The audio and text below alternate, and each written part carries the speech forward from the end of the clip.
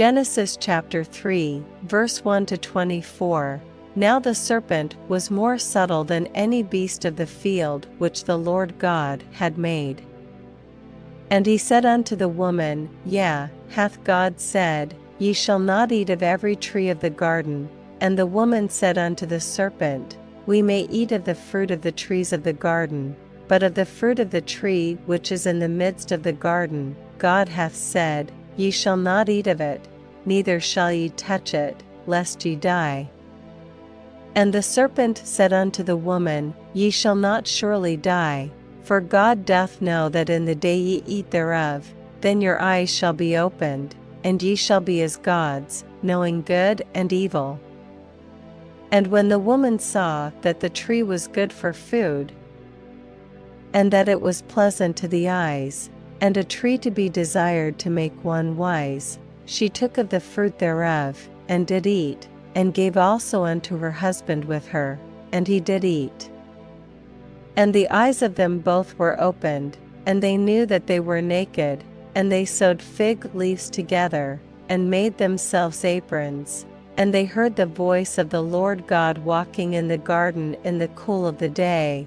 And Adam and his wife hid themselves from the presence of the Lord God amongst the trees of the garden. And the Lord God called unto Adam, and said unto him, Where art thou? And he said, I heard thy voice in the garden, and I was afraid, because I was naked, and I hid myself. And he said, Who told thee that thou wast naked?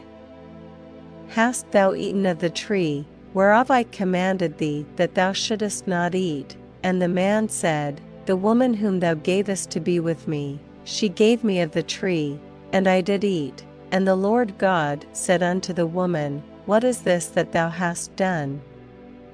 And the woman said, The serpent beguiled me, and I did eat.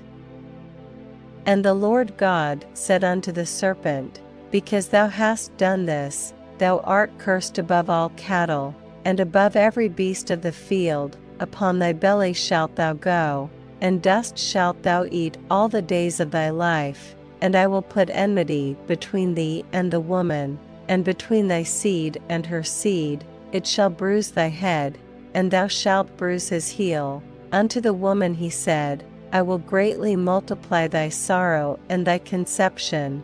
In sorrow thou shalt bring forth children, and thy desire shall be to thy husband, and he shall rule over thee. And unto Adam he said, Because thou hast hearkened unto the voice of thy wife, and hast eaten of the tree, of which I commanded thee, saying, Thou shalt not eat of it, cursed is the ground for thy sake. In sorrow shalt thou eat of it all the days of thy life. Thorns also and thistles shall it bring forth to thee, and thou shalt eat the herb of the field.